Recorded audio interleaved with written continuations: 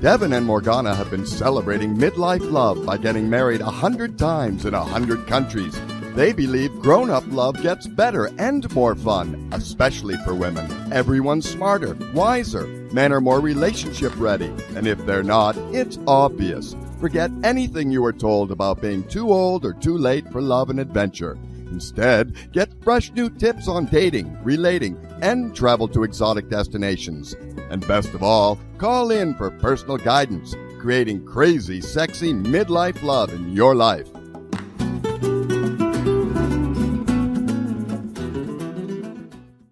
And welcome. When I watch that intro, for those of you who are seeing the video feed, I just go, oh my God, I miss travel so much. I can't wait. I think our next plan, for those of you who don't know, hi, my name is Morgana Rae. This is my husband, Devin Galaudet. And Devin came up with the idea that we should get married 100 times in 100 countries. And we started out the gate, I think, getting married 11 times in 1 year in 11 countries. Slowed down in 2020 to 0. But we are hopeful that with, science and changes and improvements going on, that we'll get married in Thailand. Later this year, I'll be leading my goddess retreat in Bali and may have some other stuff going on in Asia. And in between, hey, what a great opportunity to get married in a new country. And Devin, you've been to Thailand a number of times. I have been to Thailand a number of times, and my name is Devin, and this is probably going to be the last that you'll hear of me from the rest of this episode. But I'm grateful. That was the world's longest sentence. Thailand is remarkable. I mean, for those who don't know, I'm also the editor-in-chief of The Traveler. We cover 192 countries around the world of places to go and visit. And the truth of the matter is I am a huge lover of travel. Since this is my opportunity to spew, I'm going to. I think we're supposed to know each other. I mean, there's a bigger picture about sort of unity, and I'm not going to get into all of that right now. But the truth of the matter is, I think one of the greatest ways to learn about other cultures is not by hearing what your friends have to say, but go and experience it. And you will find, especially today, we're just in such a weird place, I think, in the world, is that it's easy to kind of not know. And so I would suggest that you just go to these places and go check them out and go have a great time. Many places, just in general, like Thailand's a place historically that you can visit rather, outside of the plane ticket. It's a long plane ride, no doubt. But once you are in Thailand, stuff is cheap, food is good, people are nice, it's really safe, and it's really interesting. It's a real interesting dichotomy compared to the US, which is sort of like, we have this kind of very black and white sensibility in a lot of things. And because Thailand has a Buddhist fundamental, there's a lot of gray area that we don't have. And so it's just an interesting cultural experience, and I highly recommend it. And we should totally get married in Thailand. Where? Oh, yeah. I've spent a fair amount of time in Phuket and Khao Lak, and of course, Bangkok, and Kuriburi, and along the Andaman coast. And there's just a total places, and Ubin Ratchathani, and this area where it is a bridge on the River Kwai. Kanchanaburi. I didn't pronounce it right, so I apologize. But anyway, it's got so much to see and do there. It's just a really interesting place. And honestly, I haven't been to Chiang Mai, so maybe getting married in Chiang Mai would be great. But no matter how we slice it, I think it'll be easy, and I think it'll be fun.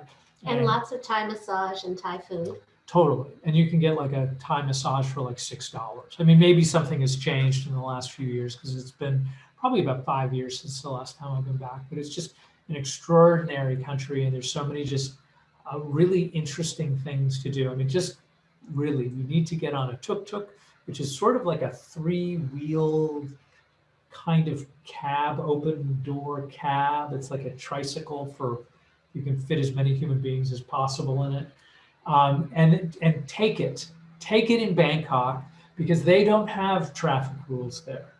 It's like, yeah, no, there's no, it'll be like Mr. Toad's Wild Ride for those of you who have been to Disneyland before. Well, I think that's Asia. Like when I'm in Bali, I don't drive. Like, Oh I yeah, no, you can't. You have to be really raring to go. I know most people who have been to Bali and have stayed as long as I have are like masters on the motor scooter, but I've already had my catastrophic accident and head injury for this lifetime. So So no, so No. don't do it. So anyway, driving in a big city in Asia is remarkable, particularly in Southeast Asia. I just remember I was in the Philippines and I was in Davao City and I had just interviewed who is the current president, who has a dubious reputation, and he was even more, Duarte? that's right. Hi. He was even more dubious in person. I'm not going to go into too many details, but I remember Because we want to be allowed in the country. yeah, no, totally. And there was a point where people were crossing the street and I couldn't do it. Like I literally, like you just, if you move in and I thought I was just going to be hit by a truck. And then there was this really old woman who showed up. I mean, she was really old. And I just figured, well, she's crossing. Like it's clear to me that she's going to cross the street. And whatever she does, I'm going to do. So either we would be mowed down together or we were going to get crossed safely. And that's exactly what you do. And there is sort of like a trick to it. And you need to just kind of, it's Frogger for those of us of a certain vintage who remember that game. I didn't play that. I don't know. Well, it's basically frog jumping from lily pad to lily pad for safety before you jump into the water. So it's kind of like that. You just have to kind of figure out where your little safe zones are. And so that's part of the fun of kind of exploring a place. Matter of fact, Davao City at the time, I remember, had something like 1.6 million people and had 13 stoplights in the whole area. So, I mean, it's just a free-for-all. That's all. If you come to a thing and it's major intersection, you need to cross, you're going to do it. You'll just do it. And that's on foot and in car and in tuk-tuk, where it's like everybody's like funneling into these same little paths. It's remarkable. So anyway, traffic, Yeah. Thailand, Bangkok, visit. Yeah, this year, Yeah. towards the end.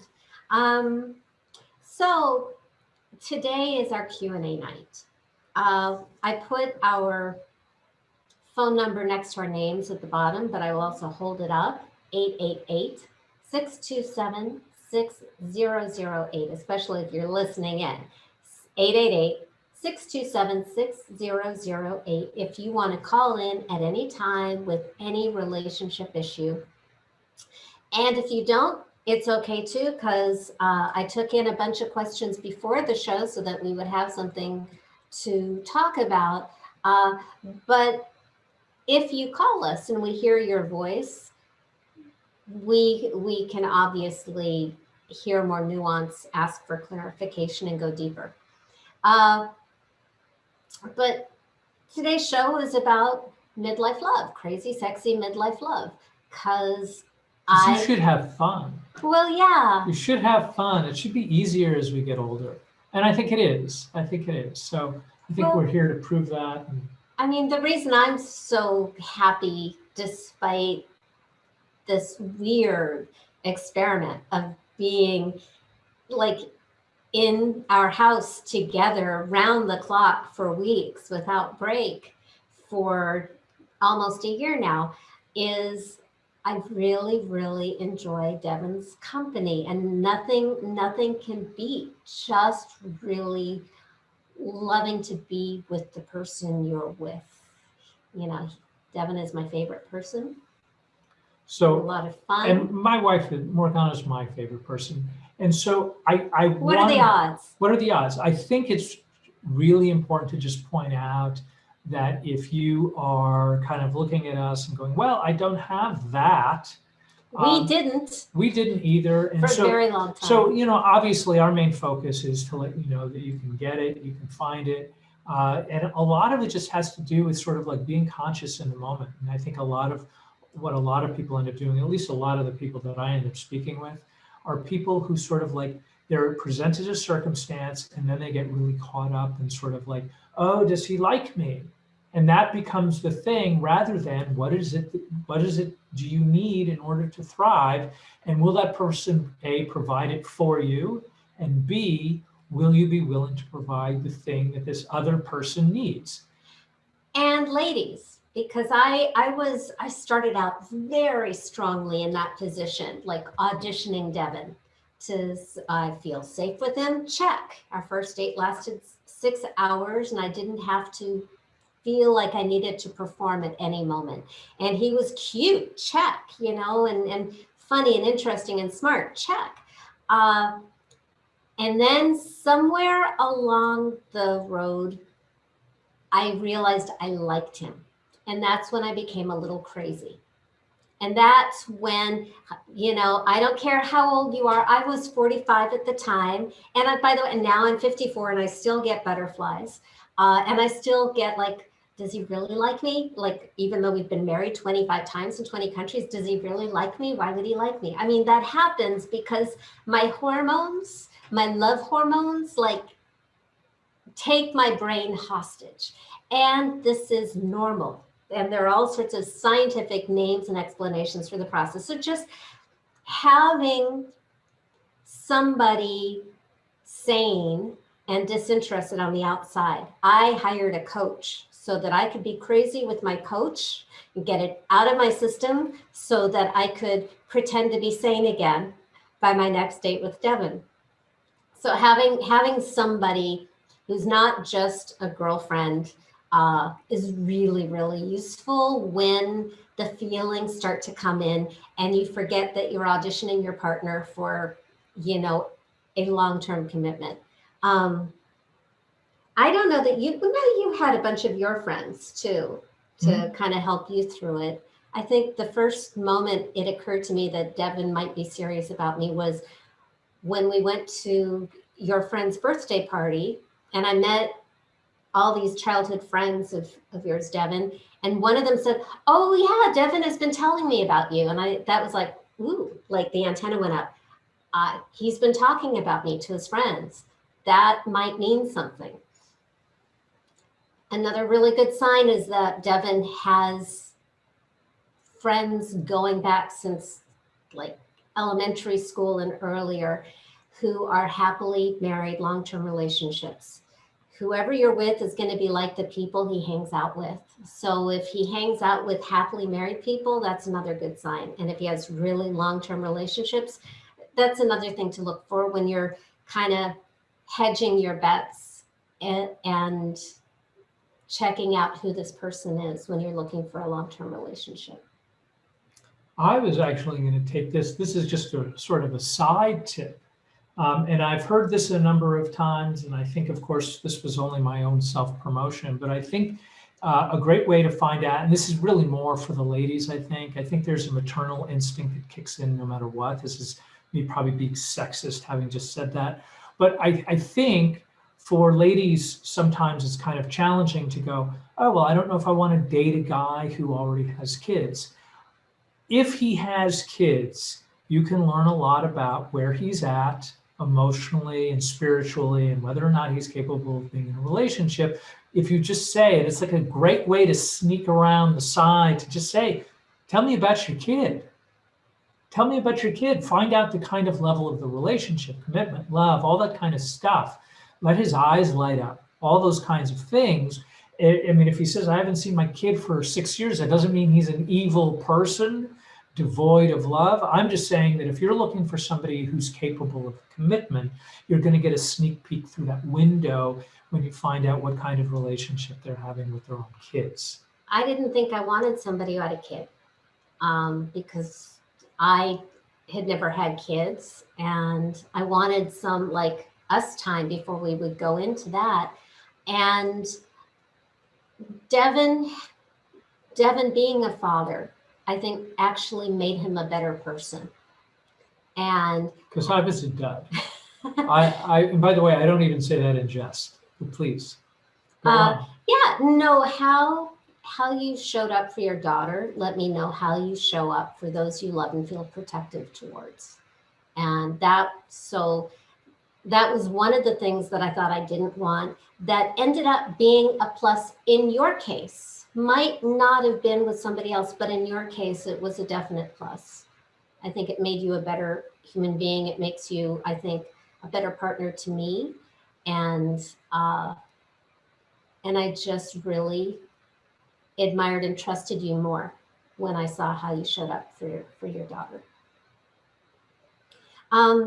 So we have some questions. Again, if you want to call in, our producer is standing by, and our number is 888-627-6008. We've only been doing this for a year, and I still haven't memorized the phone number, but then I haven't memorized my husband's phone number because we have, smartphones now. Right, and heaven forbid. Yeah. If something happened against that. And if you're listening to the show, you probably are old enough to remember when we all knew where a phone was when it rang because it was stuck to the wall in the kitchen. That's it. Yeah. Okay. So here are some of the issues that came in from listeners that we're going to address today in no particular order. Some of them were the idea that all the good ones are taken by our age. Well, do we just want to start answering the questions and we'll go through as many as possible? Yeah, we could do that. And there was another one that may not be on the list that was like in the back of my mind. I'll remember it while you're talking at some point because I felt like there was something that I wanted to. Oh, I do remember now. Would you want to do that one before it disappears in the ether? Yes. Yeah, because at my age, things disappear into the ether more than they used to. Okay. So I was hearing from a woman who was agonizing over dating men who needed to be fixed and had a bunch of issues and feeling like hearing from so many sources that she shouldn't be too picky. And so I guess the question behind that would be, am I being too picky? Do I have to settle? And this is a pet peeve of mine because I remember when that blamey misogynistic book came out, I don't know how long ago, telling women if you're in your 40s and you're single, it's your fault because you were too picky and now you'll be alone for the rest of your life, which makes me want to vomit. And as somebody who got married for the first time at 47, and I have a bunch of friends and clients who got married for the first time in their 50s and their 60s, happily, it's not a race. It's waiting for the right one is worth the wait. And when you settle, the best you can hope for is less than what you want. And that's not fair to your partner, who should be wanted for who he is or she is. So I would nobody is looking for perfection. And that's the great thing about our age is we've been through enough relationships to kind of grow up and learn what matters more. And if somebody hasn't, it's really easy to recognize that and move on because we have less time to waste. But there is, I think, nobody's perfect, but there are people who are right fits for us. And that's what you're looking for. And if somebody is not, be honest, especially we women, and I assume men do this too. But I know I was a master at rationalization and making people fit who didn't fit and just focusing. I love love. I'm really good at focusing on the great qualities, no matter the horror show that's going on. And I used to delude myself for years only for the relationship to fall apart super painfully for exactly what I could have predicted on the first date.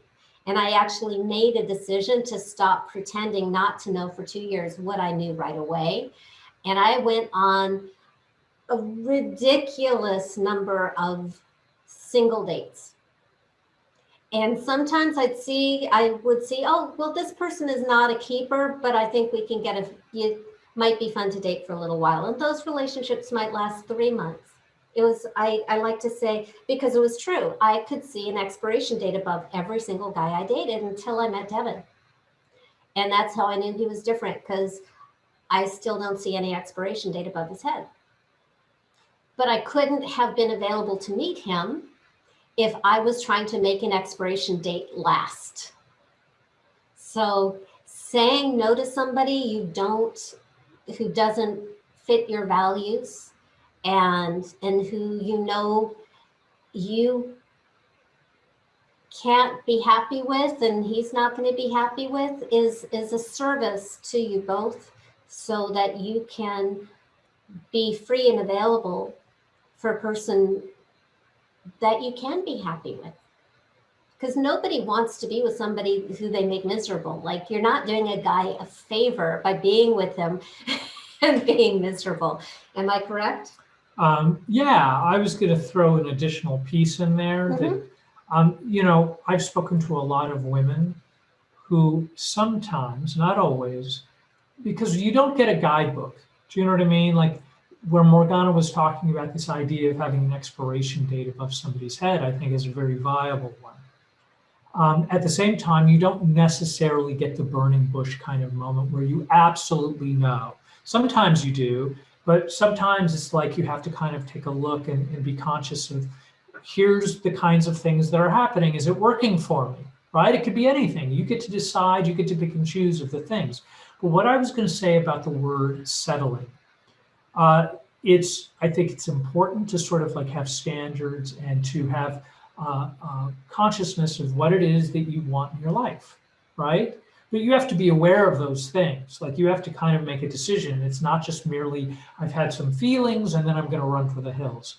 And so I think the idea of settling can, not always, again, we don't always get the burning bush moments as much as we'd like to, but settling can also be used as a means to prevent love from happening. In other words, I have this list and I'm adhering to it in the most strict of sense, without sort of exploring additional possibilities. And some of those possibilities might be somebody's been married before, maybe they have kids, or maybe they don't have the kind of career that you think you're supposed to have, and all of those kinds of things. This has nothing to do with whether or not you are a valuable person worthy of love. Like, for me, with that question, if you want love, I think you should have it. I think you're entitled to it. Like, for sure. I think there's somebody for everybody. But I think it's also important that if you hold on too tightly to some ideas that prevents you from exploring something, in other words, how that might come into play would be if you're talking with somebody and you're thinking, oh, they're kind of cool, but I only will go out with somebody who's like 5'7" and above. That might be a thing to say, well, maybe I could go have a cup of coffee and at least find out. Like, I don't think they're unsafe for something like that. Like, those kinds of things, they're 5'6"3/4. Well, maybe it's worth a little time on your part to explore the notion that maybe that particular thing that you've been holding on to isn't the be all end all sort of notion. I agree with that 100%. One of my favorite things, a friend of mine, I don't even remember who, but a friend said, look for character, not characteristics. So when I'm talking about not settling, is this person kind to you? Do you enjoy this person's company? Do you respect this person? Does this person respect you? That's the kind of thing. Those are things that don't compromise on that. Do you enjoy each other? Do you find each other attractive? Do you see yourselves growing in the same direction with common values? And even then, Devin and I have disagreements and have some different values. And ouch, that's like really hard for me, but not a deal breaker, because I think the deepest values we have in common. So yeah, are there some superficial differences that I can have very strong feelings about? Yes. But at the end of the day, I know he's a really, really good human being. I love that she said superficial things. Yeah, don't bring That it up brings- again because I'll deny it. Yeah, no, I know. Not that we were recording this or anything for posterity to be referred to at some To later be used point. against me. Right, no, I wasn't saying anything like that. I was acknowledging what I heard. That's all. Cancel, cancel, cancel. Right. So, but hopefully, if you're at home and you've been having challenges, because I do think it's easy to get into a mindset. As a matter of fact, because I see some of the questions that are sort of like posted here, Yeah. which what I'm about to say may lead into the next thing, Mhm. is that it's easy to get into a mindset that I'm supposed to be alone, I won't find anybody. Usually what it is I'm not going to find somebody sort of like in my time frame, because I want everything now. I ordered some books through, like a delivery service. They were supposed to be here a week ago. They're not here. I'm outraged, right? Shake my fist at the heavens. Humanity, yes. Right, oh, the humanity, all of that kind of stuff. So it doesn't happen in my time frame. You showed up like 41 years late. Well, I was yeah. looking at 4 years old and you showed up at 45. Right. Well, maybe we both needed to do some growing up before we could be worthy of each other's stuff. Uh-huh. And so anyway, getting back to what I was talking about is that at some point, I think the more conscious you get to be, and this is, again, I have friends that have been with the same people for many, many, many years. And, I don't know sort of like the depths of their personal relationship, but I know them as a couple really well and I love them. And I think there are some people who do it really, I think their issue in this world right now is not being in a relationship. They met, they fell in love, they got married, they made babies, they stayed committed. Some didn't have babies, they stayed committed, they're walking the same path together. And that's I would be astonished if it wasn't until death They do are us part. space aliens. Right, they are space aliens. But then there are people like myself, my lovely wife, where we had to put forth a little bit extra effort. We're slower cookers. We're slower cookers, and it also means that I think you cook more quickly when you start taking responsibility of sort of for me, what happened with me is that I started taking a look at okay, well, here's what happened in these failed relationships. And certainly the common denominator in the failure is this guy. And so what it meant was, for me, at some point, I started actually going through the relationships in my brain. Okay, well, what did happen? What did take place? Why didn't things work? And that's not to suggest the relationships weren't intended to last for the rest of my life, or that I could have done something right or different or whatever. But what I did was I started learning things about myself, and I was the only person that was capable of changing them or acknowledging them. And so it was one of those things that I might have been accused of it for 5 years, but if I wasn't aware of it or I wasn't willing to kind of go, that might be something worth exploring, I probably wasn't going to get it because somebody was just telling me to get it. I wasn't discerning enough because I was so hungry for love.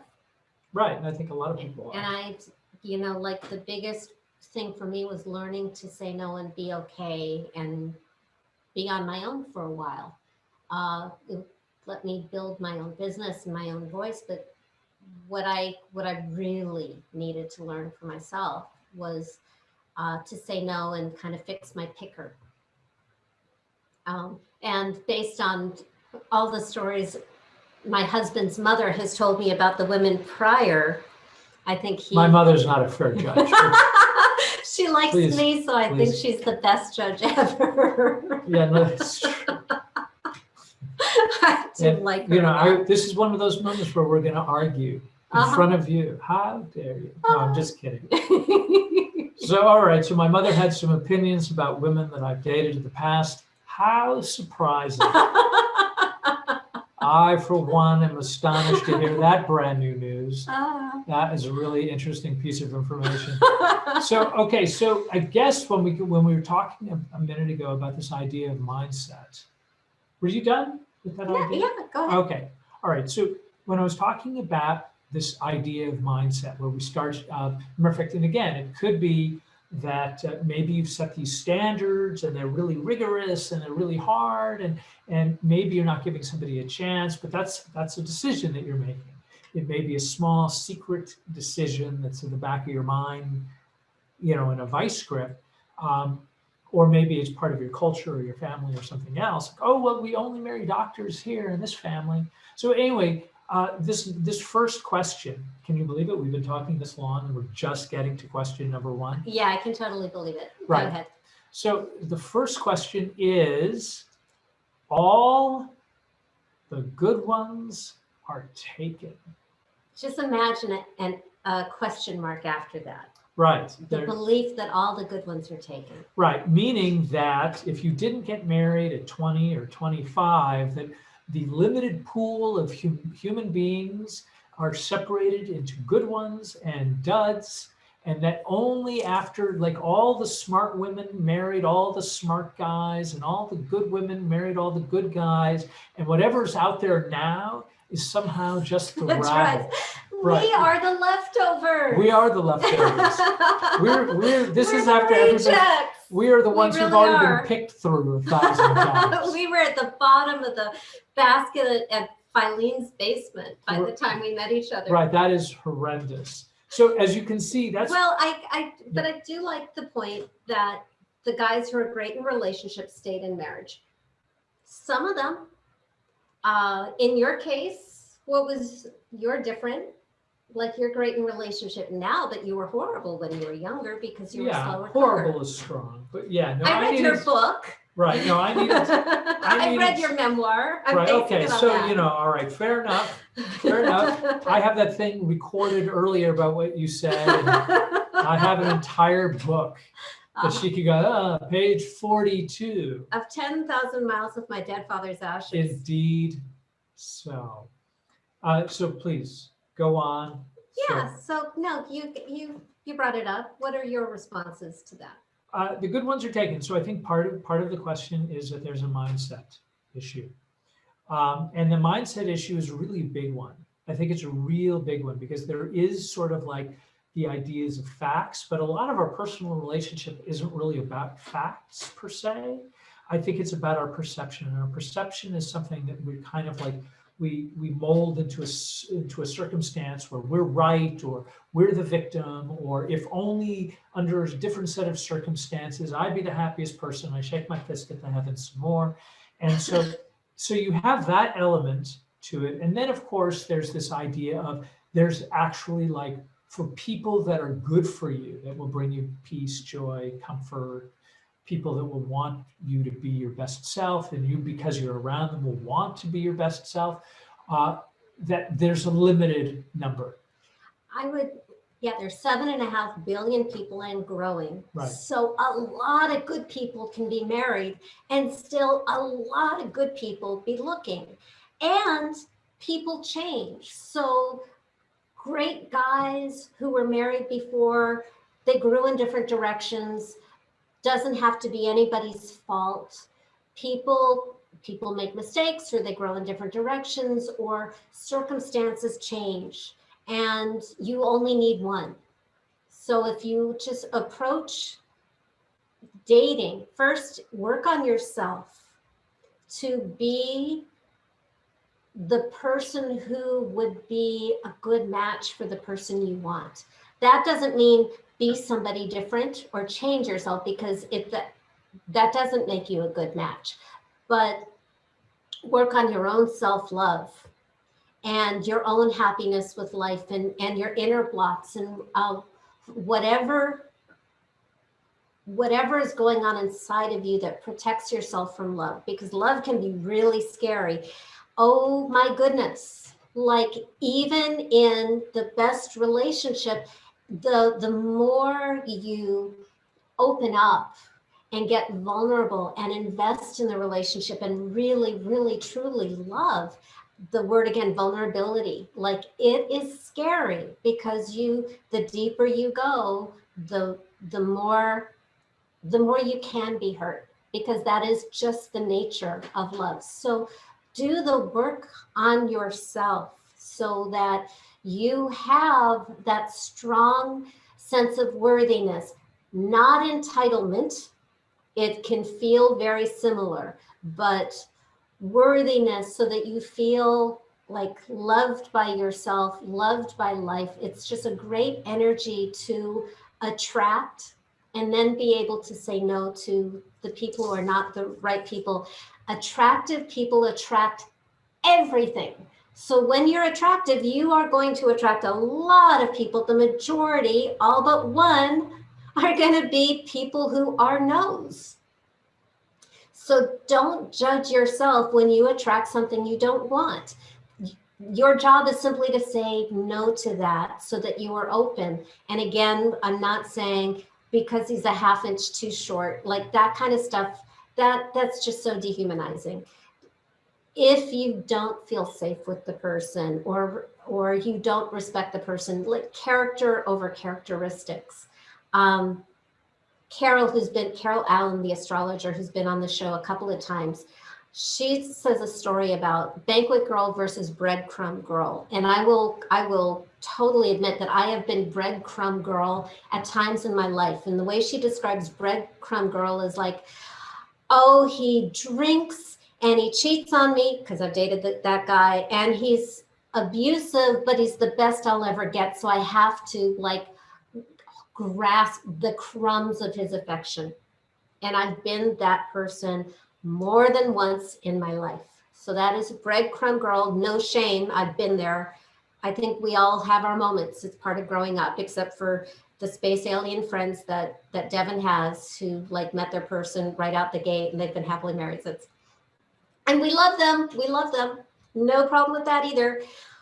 But banquet girl is, oh, this is not the right person. And another one will be here in 6 minutes, because life is a banquet. And it isn't that she's thinner or smarter or prettier or younger or wealthier at all. It's just her attitude in life. And that is attractive. And if he's a no, next, another one will be along in 6 minutes. That's banquet girl. I will say the best advice I had ever received in terms of like dating and relationships, and I didn't know it at the time, was from my father when I was like 12.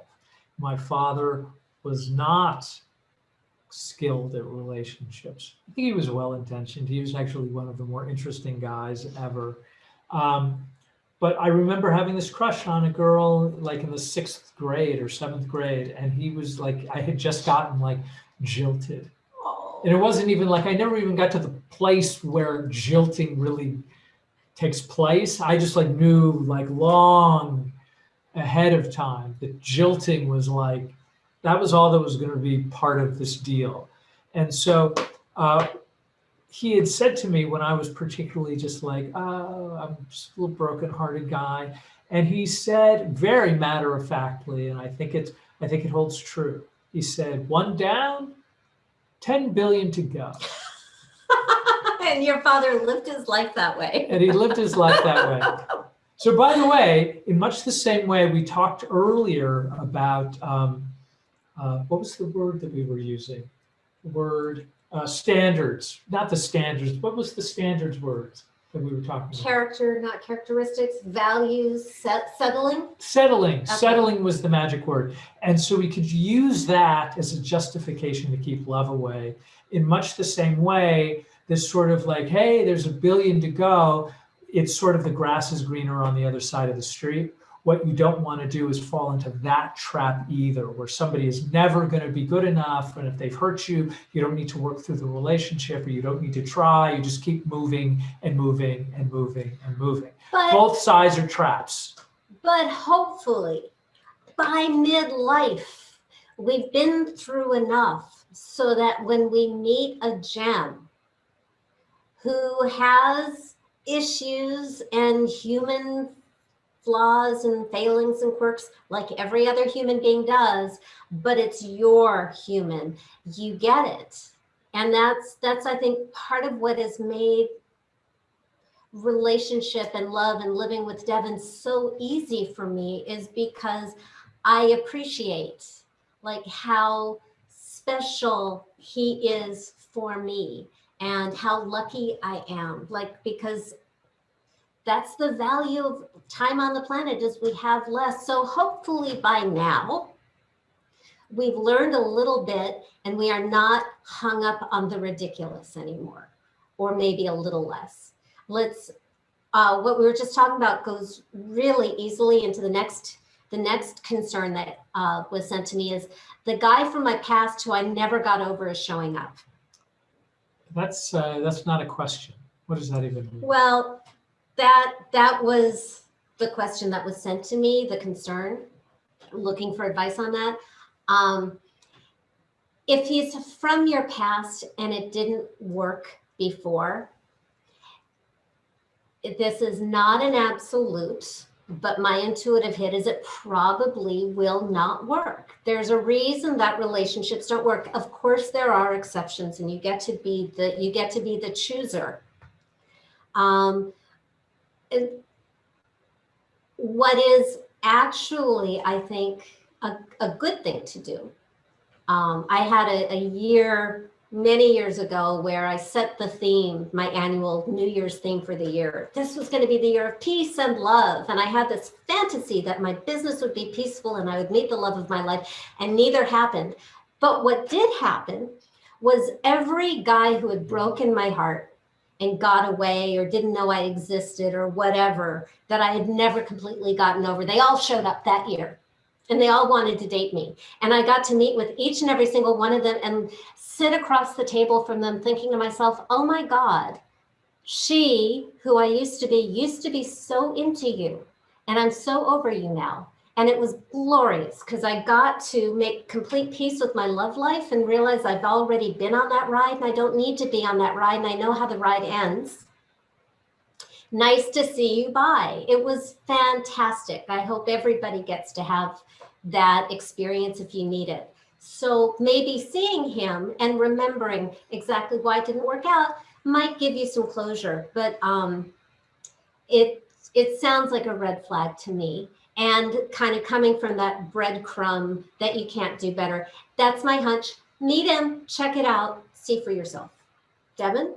So this guy from my past who I never got over is showing up. That's an interesting one because I think I'm not 100% sure on this. I could be wrong, but I'm going to, again, you get to decide.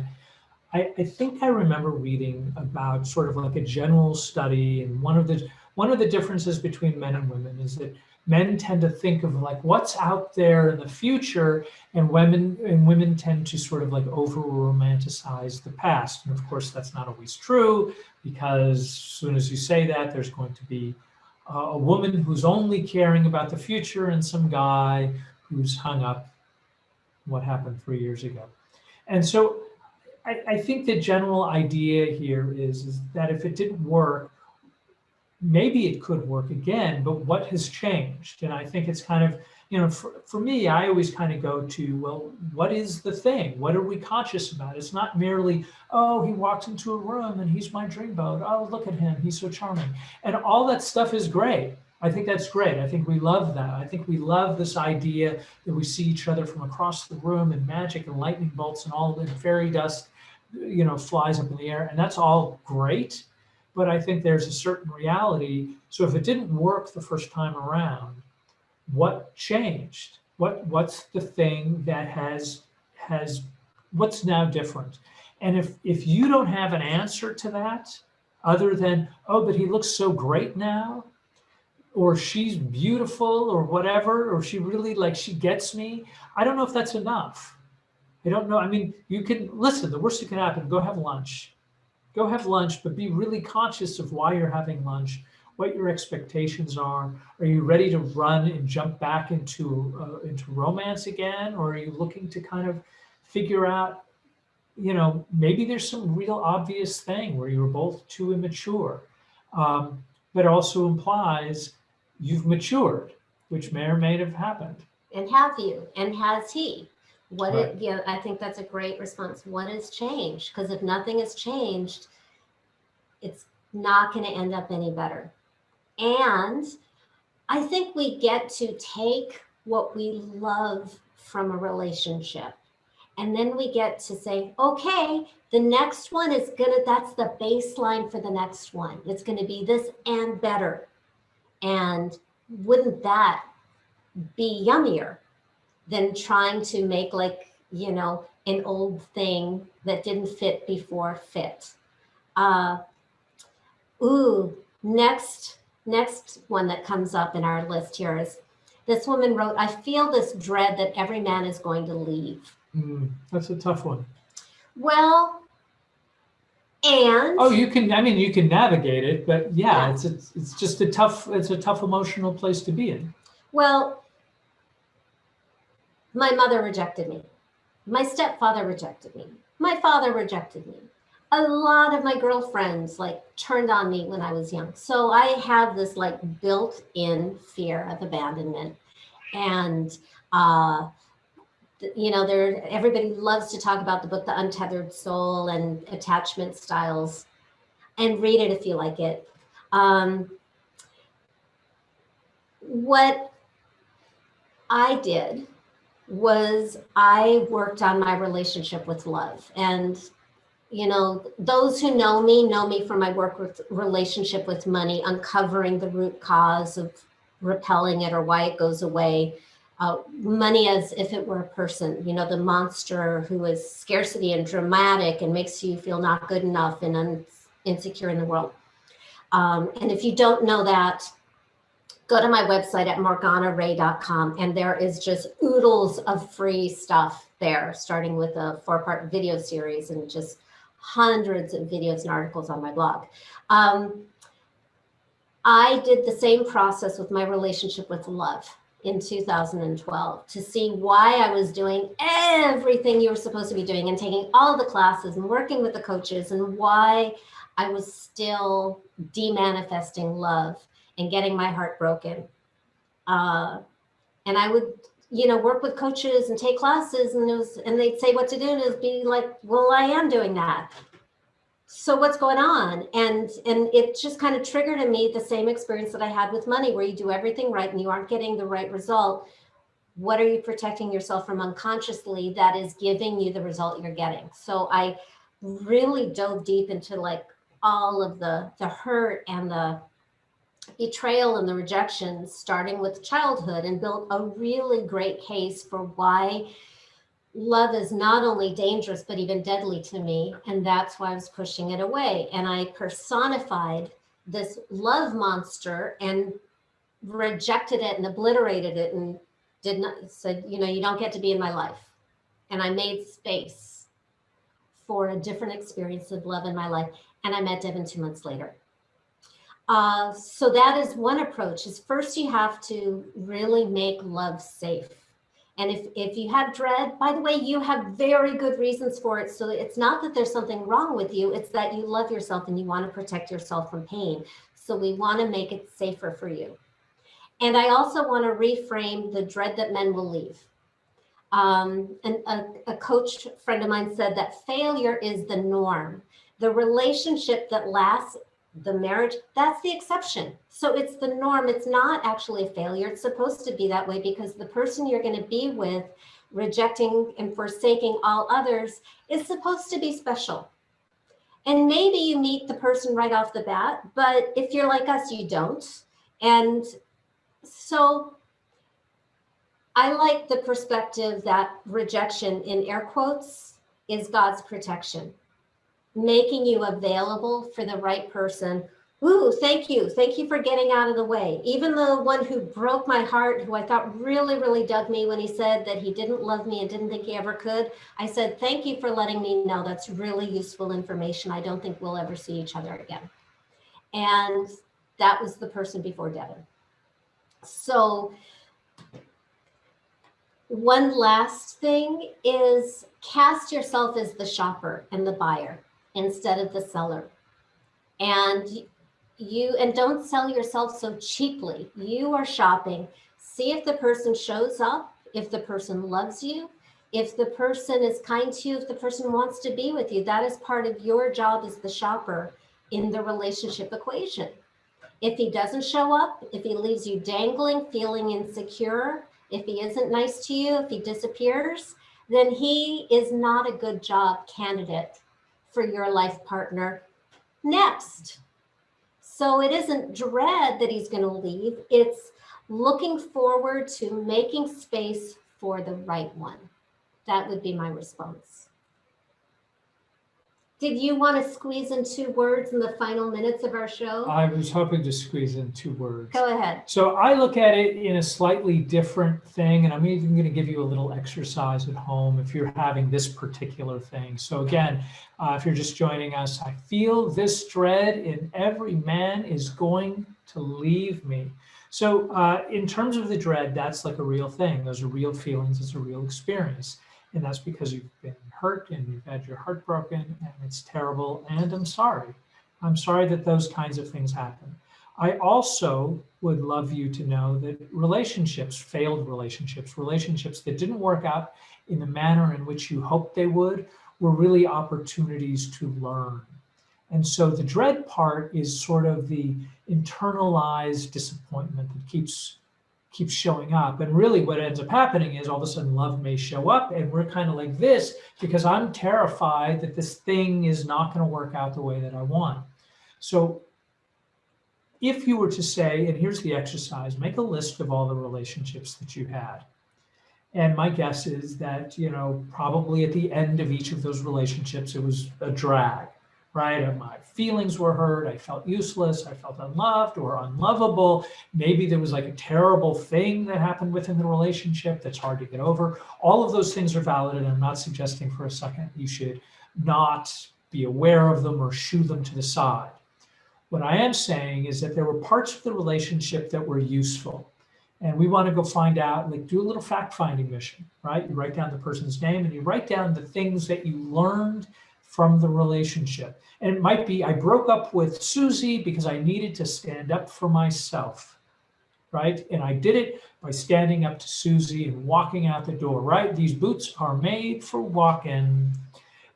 Great song by Nancy Sinatra. So what you do is you really put together a list of all the things that you learned, because really what you're looking to do is you want to kind of see your own progress, right? You started out as, probably a teenager, and then at some point, you're like in your 20s or your 30s or your 40s, as we were, and it starts feeling more frightening or uncomfortable because there's this baggage, right? So part of the way that we transform the baggage is start finding the relevant things that have changed us for the better. So when we go out, we're not just armed merely with our insecurities, we're armed with the knowledge of how we've grown and what we are now ready to move forward with, right? So we start transforming the baggage into something what I would argue is far, far more powerful and useful. So I guess the back rub means that it was okay. You're just so smart. Oh, good. Wise. Right. So again, we understand that part of the leaving thing and, the fear, because that's really what this is all about. It's about fear, and it's a mindset that we've grabbed onto because we don't want to be hurt anymore. Nobody does, right? I want to walk into a party, I want everybody to hug and kiss me. And if like 50 people at the party come up to me and there's one person in the corner and I think they give me the stink eye, I think about this one person. And I don't want to deal with the one person, even though I'm surrounded by 50 other people who think I'm the cat's meow. So part of it is like we start moving away from this fear element and realize, yes, one down, 10 billion to go. We start doing that. It sounded more fun when you were 15, I'm sure. No, I was devastated. I was so hurt at the time. I was just like, what a pile of garbage this is. And Dad had he literally like said it in his underwear, just walking down the hall, passing me. like he didn't care, but it was actually useful. It was actually useful to go, oh, this isn't that big of a deal. Like, yes, I should pine away. I should mourn this theoretical loss. And it started becoming more empowering when I started realizing, well, but I did learn things from that relationship. And I did learn, I really from that first relationship, that was a non-relationship, right? That very first relationship, that non-relationship was really like, oh, I'll be fine. I'll get through this. It was uncomfortable. It was terrible. I cried my little face off. My father insulted me in his special way by like this flippant kind of thing. But, and he also told me like, yeah, you'll get through this. It's going to be okay. And so you can, even if you're feeling as though there could be dread that a man's going to leave, that you now can be empowered by your own knowledge of what you've walked through to be a rock star that you are today. We have 3 more questions and we have 1 minute left. Yeah, no, we're not. We'll save the questions. We'll pick it up. We have a minute left. Yes. Because I don't answer 3 questions in 1 minute. I answer 3 questions in an hour. Yes. That's my MO. So we will have a guest next week. Really, who? Perry Grossman. Perry Grossman. Oh my God, you're gonna love her. I think I've met her before. Yeah, really talk about abundance and love in the face of anything. She's hit the jackpot in money and love. And Jackpots are good. She's just a wonderful, fascinating human being. So I can't wait for you to meet her next week on Crazy Sexy Midlife Love Radio. Same time, 5 p.m. Pacific time at BBS Radio. And join our Crazy Sexy Midlife Love family at, you guessed it, crazysexymidlifelove.com. And catch up on our archives. Last week we had, I think, my favorite interview to date with Samantha Housden, the midlife mom with the blue hair, amazing sense of humor, so much wisdom. Ariel Ford, Soulmate Secrets, the week before, lots of great stuff. Keep sending in your questions. We have a guest next week, but we will be back answering your questions because we love. And we have 3 questions, so thank you. Have a great night.